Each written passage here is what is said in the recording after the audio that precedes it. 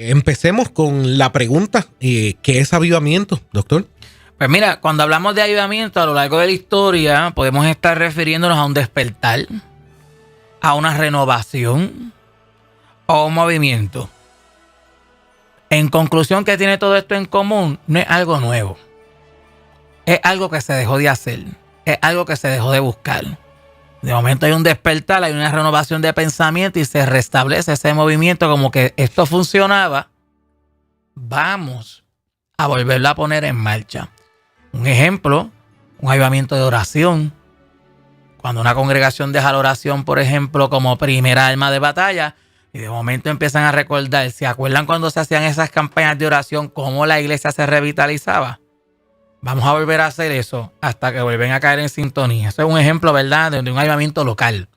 Ahora, cuando hablamos del avivamiento, en el largo de la historia, nos vamos a encontrar muchos avivamientos, porque una cosa es el avivamiento personal o local y otra son los avivamientos históricos.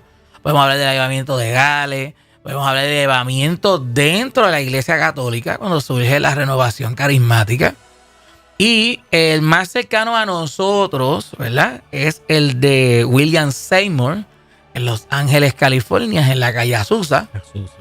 Cuando se da este avivamiento donde hay latinos, morenos, todas las personas marginadas que quizás no tenían libre acceso a las demás congregaciones o templos y de momento deciden reunirse, estudiar la palabra y entre la gente rota decide el Espíritu Santo derramarse y hacer algo especial, que han salido diversas denominaciones y concilios a base de ese movimiento de 1904 a 1906. Ya en el 1916 llegan por el suroeste de Puerto Rico, en Ponce, y de ahí es que viene el famoso corito, en el año 16 llegaron los pentecostales. O sea, ese es el más cercano a nosotros, ¿verdad?, que nos ha trastocado. Sin embargo, sería injusto... Cuando dice el más cercano... en cuestión de los históricos. Exacto. Hablando sobre ese movimiento, no quiere decir que se han dado otros después. Se han dado otros después. Se han dado avivamientos locales, que hemos conocido iglesias que de momento, de la nada, pues ponerle, ¿verdad?, una etiqueta y quizás injusta, como que de la nada esta iglesia surge de medio de una comunidad y sobresale. Y de momento cuando tú empiezas a ver por qué esta iglesia está pegada, porque esta iglesia está trending, ¿qué está haciendo esta iglesia? Quizás tiene un avivamiento en la estrategia de evangelismo, tiene un avivamiento en la forma en la que oran, en la que buscan. La cuestión es que el resultado es lo que nos va a ayudar a medir si es o no un avivamiento. Porque si es algo de una semana o 2 semanas, pues eso fue una fiebre. Murió ahí. Pero cuando es algo que se vuelve continuo y de un tiempito de semana se convierte en un movimiento y luego con el tiempo se establece una estructura y se forma un fundamento, ya ese avivamiento llegó para quedarse, que fue, ¿verdad?, lo que ocurrió en ese avivamiento de la calle Azusa. Pero también tenemos otros avivamientos teológicos, como fue el primer gran despertar, cuando aparece John Wesley, Whitefield, Jonathan Edwards, que empieza a ver esta batalla apologética de cómo somos salvos, qué es la fe, cómo llegamos a Dios. Y ese era el tema histórico de cómo llegar a la salvación. Luego tenemos el segundo gran despertar, que ocurre entre un movimiento bautistas y metodistas, donde empiezan a hablar más del bautismo en las aguas, de la salvación, la transformación de la vida, cuál es el método correcto para poder acercarnos a Dios en toda su forma. En el 1814 se da un avivamiento en Suiza.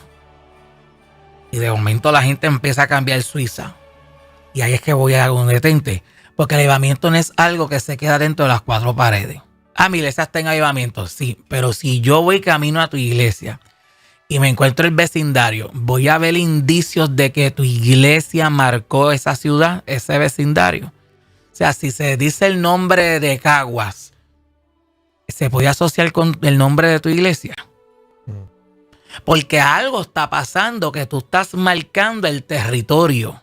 Y ese es lo que hace el avivamiento. En 1831 es que se dan, ¿verdad?, el famoso avivamiento de los hermanos Plymouth, que empiezan a salir y a predicar la libertad, porque la iglesia anglicana del momento pues no los dejaba predicar, y de ahí es que vemos que siguen escapando, los persiguen hasta que llegan a la costa este de los Estados Unidos.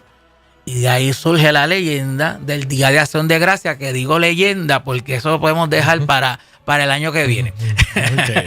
Pero cuando vienes a ver, cada lugar empieza a tener un avivamiento, y uno de los grandes predicadores de avivamientos que surge en el tercer gran despertar es D.L. Moody, Charles Spurgeon, que es súper famoso dentro de las congregaciones pentecostales incluso. Sin embargo, él no era pentecostal.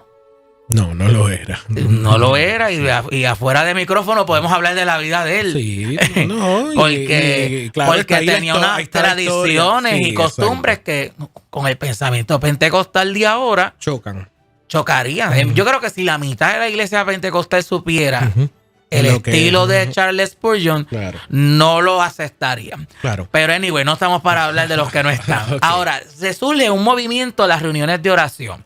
Pero antes de eso, ¿cuán correcto? O vamos a definir cuando un predicador o un evangelista dice, estamos esperando el avivamiento. ¿Qué se quiere decir? Que uno puede interpretar, porque entonces si hay varios avivamientos, si estamos viviendo, o si hay gente que podría interpretar que sí lo están viviendo, entonces ¿qué es lo que se está esperando? Exacto. O qué es lo que quieren decir con eso para entrar en contexto. Mira, cuando las personas usualmente dicen estamos esperando un avivamiento, es porque se están dejando llevar por una de las últimas señales escatológicas antes de que Cristo vuelva. Que se cree que, como dice la palabra de Dios en Joel 2:28, que en los postreros días se derramará su espíritu sobre toda carne. Hay personas que lo definen de la siguiente manera. Estos postreros días actuales se va a derramar de manera especial el Espíritu Santo. Pero los que en general, un ambiente que no va a estar fresco para que las vidas vengan a Cristo. Pero es un movimiento, un encuentro con Dios. Un movimiento del Espíritu Santo que no va a ser por un sector o por una congregación. Va a ser regional, completo, global. O sea, todo el mundo va a estar sintonizado, que es lo que se está percibiendo en el ambiente, que algo está pasando a nivel de Estados Unidos, que las ventas de Biblia se dispararon. Están por encima como nunca. Se han vendido Biblia en Estados Unidos en los últimos 3 meses. ¿Tuviste esa noticia, papá? Eso impacta. Sí. Cuando tú vienes a ver señales escatológicas de ciertos que nunca ha caído nieve, que nunca ha caído lluvia, y no solo cae nieve, ahora hay jardines, hay bosques, hay cambios climatológicos, es verdad, hay calentamiento global, el polo, etcétera. Sin embargo, cuando vas a las escrituras, el libro de Isaías, Ezequiel, empiezas a encontrar ese tipo de señales que son escatológicas de la teología judía. Así que cuando tú vienes a ver, tú dices, espérate, las señales antiguas que fueron predichas para que nosotros supiéramos que el deseado de las naciones está a las puertas, pues algo está pasando. Así que de esa manera surge un avivamiento teológico, porque las personas empiezan a recordar, espérate, que lo que mi abuelita me enseñó, lo que yo escuchaba en la radio, en la televisión con Yeye Ávila todos los días, esas campañas de Billy Graham, Jorge Rasky frente al Capitolio en clamor a Dios, espérate, algo está pasando que el ambiente está fresco, hay un hambre, y es ahora que hay que aprovechar y tirar las redes para traer salvación. Ahora, o sea que entonces cuando escuchamos esa ¿verdad? Decir estamos esperando el avivamiento, es ese avivamiento en general, no simplemente un avivamiento de un sector. Sí, porque si vamos a hablar de un sector sería injusto. Porque entonces, como Estados Unidos... Pero no quiere decir que no lo están viviendo. Claro, no estamos negando la validez. Pero decir, estamos viviendo el avivamiento final porque en Estados Unidos se están vendiendo las Biblias por encima de las gavetas. No, porque ¿qué pasó con los demás países? Ajá, exacto. O sea, tiene que ser algo global. Y es ahí que vemos, por ejemplo, que el avivamiento de Gales, que es uno de los más importantes porque es el que precede al avivamiento pentecostal, que es el más agresivo en este tiempo, por decirlo así, el avivamiento de Gales se da con Evan Roberts y se da semejante al avivamiento, no sé si te acuerdas, hace unos años de Asbury, que entró una alabanza y una adoración en la capilla de la universidad. Sí. Bueno, eso hace poco. O sea, si no me falla, un año o dos. Exacto. Pues no ser injusto, ¿verdad? Sí, pero ¿qué es lo que pasa? Empieza a darse un despertar. Que eso es, ya hablando, puede ser, se le puede llamar avivamiento también, aunque sea honestamente, en esa región. Ya hay teólogos que lo catalogan como un avivamiento histórico. Y te explico el por qué. Okay. Porque para ¿verdad? Catalogarlo un avivamiento histórico tiene que darse unos rasgos. No solamente es un momento de euforia, siento a Dios, tengo ganas de llorar, me convierto y ahí se acabó. No. Hay una hambre, una sed de masas. Tan es así que el pueblo levanta unos letreros de que no venga más nadie. Porque no tenemos comida para tanta gente, se acabaron las compras en los supermercados, porque todo el mundo de todas partes empezó a llegar a Asbury a ver qué era lo que estaba pasando, porque yo quiero recibir bautismo del Espíritu Santo, los dones del Espíritu o la salvación. Pero eso se oye lindo, pero eso no es un rasgo principal. ¿Cuál es el rasgo principal? Cambios y modificaciones y transformaciones en la ciudad. Y al sol de hoy, cuando tú buscas, ¿verdad?, lo que quedó de eso, es que todavía sigue. No se ha detenido, todavía sigue. Las personas siguen viviendo bajo ese avivamiento y esa experiencia que recibieron y se ha transformado la ciudad. Y es lo que ocurrió en Gales. Y después de eso, hay que entrar a lo que empezamos hablando del movimiento, ¿verdad? Liderado por William Seymour, que es como ellos le llamaban el derramamiento del Espíritu Santo. Espérate, hemos hablado con el tiempo de teología. Avivamiento teológico, avivamiento de oración, avivamiento de evangelismo, pero hace falta algo, hace falta esa llama, eso que tenía la iglesia primitiva. Así que William Seymour, negro, analfabeto y tuerto, tenía todas las de perder y nadie lo quería. Sin embargo, Dios lo escogió. Lo escogió de tal manera que se convirtió en un líder importante a nivel de que ¿qué era lo que promovía? La oración, la santidad y bautismo del Espíritu Santo. Y de ahí es que surge, no sé si te acuerdas, tú te tienes que acordar, porque tienes que acordar. Vamos a ver. Cuando viene la frase de mi iglesia es de santidad. Ah, claro. Porque eso no existe un concilio que se llama Iglesias de Santidad en ese momento. Pero ¿por qué se decía Iglesia de Santidad? Porque ese era el nombre que tomaron pues todas las iglesias que practiquen la consagración, la oración y enfaticen el bautismo del Espíritu Santo, somos iglesias de santidad. Y de ahí es que surge en la calle Azusa hasta nuestros tiempos. Interesante, ¿no?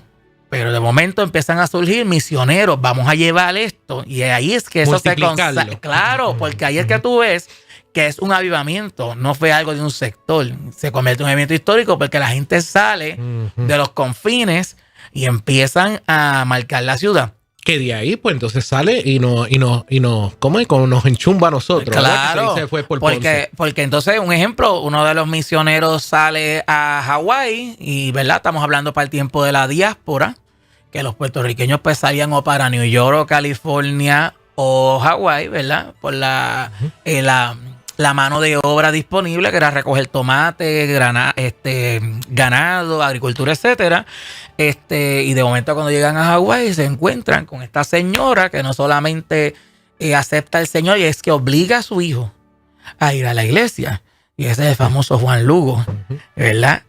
Fundador del movimiento pentecostal en Puerto Rico, porque tiene su encuentro con Dios, a pesar de que primero fue obligado, pero tiene su encuentro con Dios, Dios lo toca, siente el llamado a misionero y decide visitar a Puerto Rico con el permiso en aquel momento de las asambleas de Dios. Y luego, ¿verdad? Con cambios políticos, pues se cambian el nombre, el movimiento, a lo que hoy se conoce, ¿verdad?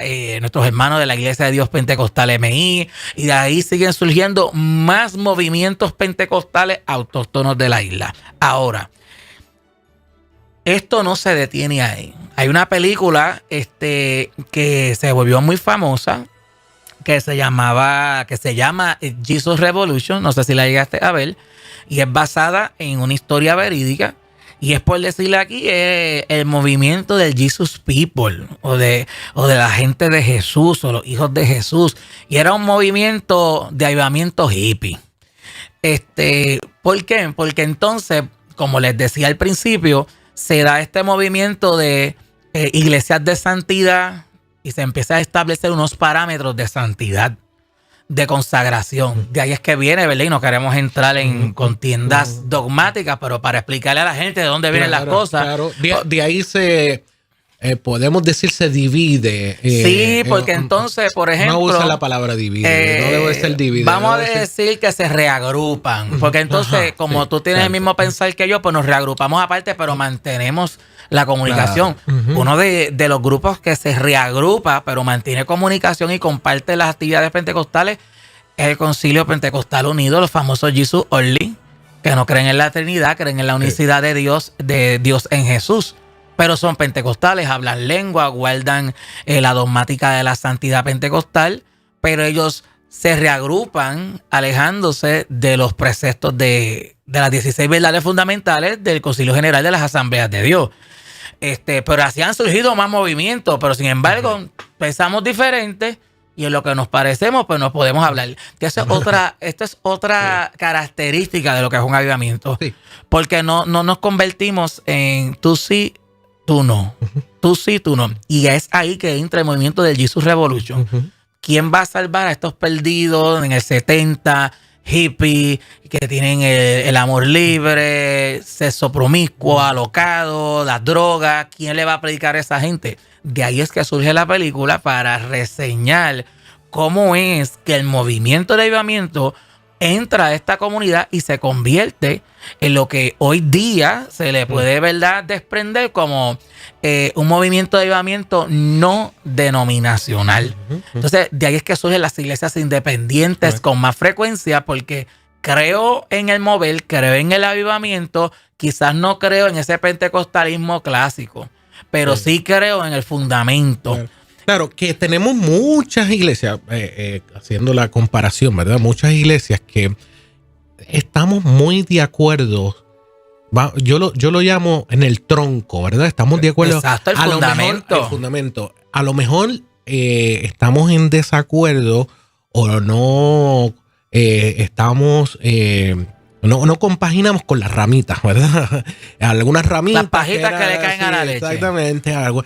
Y creo que muchas denominaciones que tenemos, iglesias independientes, como bien dijiste, están en esa, ¿verdad? A lo mejor estamos todos de acuerdo en el tronco, ¿verdad? En la columna vertebral, y a lo mejor en lo porque otro, en algún momento como que se desvirtuó que solamente los que se hicieran llamar o se hicieran pertenecer a un concilio de corte abiertamente pentecostal eran los únicos que tenían la esperanza del avivamiento o el conocimiento de...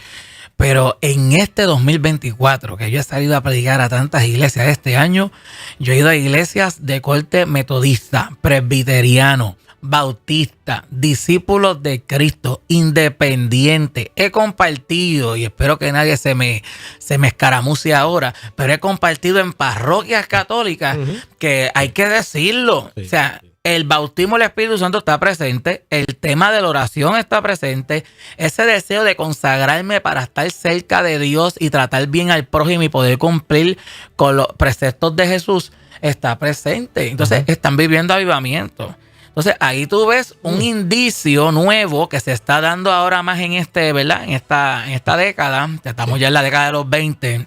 Han corregido. Yo vengo del 90. ¿De cuál vienes tú? Yo soy de los 90. Después de la pausa. Hay muchas iglesias católicas que, por cierto, ahorita el doctor Fran Famada estaba hablando un poquito de eso. Que hay en la iglesia católica, ¿verdad? Está lo que es la iglesia católica romana, ¿verdad? Y hay diferentes iglesias como en nuestra comunidad, ¿verdad? Que tienen diferentes ángulos y hay unas que han ido corrigiendo ciertas cosas más parecido al pentecostalismo. Sí, correcto. Y que...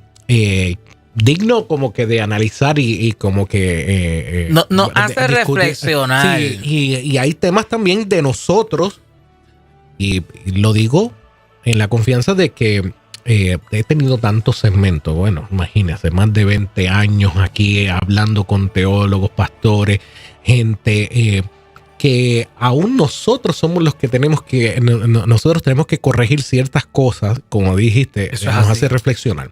Y como que eso es son otros temas como para analizarlo, pero a lo que quiero llevar es que a veces dentro de la discusión de las ramitas, nos alejamos del tronco. Nos alejamos del tronco o simplemente decimos tal congregación está mal y no es la que tiene la verdad. Entonces hay que tener cierto cuidado, ¿verdad? Esto nos hace pensar, y hablo con nombre porque es amigo de nosotros y es tremendo siervo de Dios. Yo digo que es un siervo de Dios. Yo lo he visto de cerca, lo he visto operar en el espíritu y yo digo que mucho tenemos que aprender. Pero un ejemplo, un padre Willy Peña, que es católico de la parroquia Santa Bernardita, acá en San Juan, es un sacerdote católico. Pero yo quisiera, Esteban, que tú le escucharas a él hablar del Espíritu Santo. Te sacude el alma, te predica, y si te tiene que poner las manos en el nombre de Jesús, te las pone. O sea, ha habido un avivamiento que ha trascendido, y que conste, ¿verdad? Que sé que hay personas de Latinoamérica que nos escuchan. El movimiento acá en Puerto Rico es más friendly entre católicos y evangélicos, ¿verdad? Sí, ya en Latinoamérica pues, todavía hay mucha violencia, hay que decirlo. Y hay muchos lugares también, tengo que decir que, que en todo, ¿verdad? En todas las comunidades están los extremistas, ¿verdad? Ese era el punto. Tenemos todavía hay muchos de la línea católica que adoran a imágenes. Literal. Que no es de la Iglesia Católica Romana, como que la postura, que eso es lo que quería decir ahorita el doctor Fran Famada, que no es la postura original, ¿verdad? Es el reconocimiento. O sea, hay ciertas cosas que en todos lados hay en los extremos, como tenemos nosotros, claro. En lo pentecostal tenemos los nuestros son de carne y hueso, y los de allá son de yeso. Exacto, son también medios extremistas. Acá tenemos los de, hablando coloquialmente, los que le llamamos los huesos colorados. Correcto. Y tenemos los liberales también.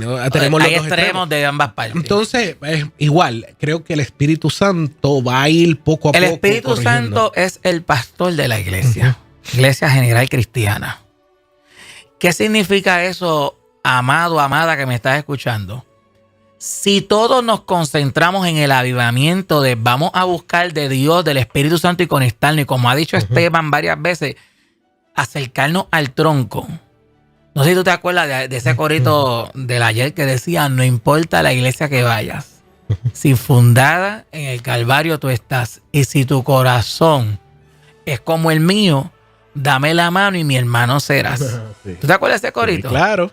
Y era verdad. Y me acuerdo que cuando ese corito llegó, eso fue un acabose, el extremista, ya tú sabes. Pero es una realidad. O sea, si estamos fundados en Jesús, y que consta que no estoy hablando de ecumenismo ni diálogo interreligioso. Estamos hablando del Espíritu Santo. En otro momento vamos a aclarar en enero, eso te lo traemos en enero. Lo que es ecumenismo, porque también creo que hemos desvirtuado eso. Sí. Son unos ecumenistas. Ok, ¿qué significa ecumenismo para ti? Sí, porque si vamos a la palabra original de ecumenismo, significa todo aquel que cree en Cristo, somos hermanos, se acabó. Eso es ecumenismo. Esa es la base de verdad de lo que significa ecumenismo, que se ha desvirtuado, como muy bien dice, ¿verdad? Pero ¿verdad? Para finalizar, Iglesia de Dios en Puerto Rico, escuche, si tú te conectas al Espíritu Santo y empiezas a ver el avivamiento, arrepentimiento, humillación en nuestros altares, y empezamos a pedirle al Señor que nos visite y que se quede, porque estamos acostumbrados a que venga y se vaya. No, que se quede. Que sea el dueño de la iglesia, que dirija nuestros programas, que vaya en directo a la relación y a la necesidad de la gente, y que nosotros practiquemos ese corazón misionero que distingue el avivamiento pentecostal de salir de las cuatro paredes y alcanzar a los perdidos, a la comunidad, ya sea que acepten a Jesús o no, pero tocarlos, abrazarlos. Créame que no necesitamos más nada, solamente necesitamos al Espíritu Santo y acercarnos a Jesús.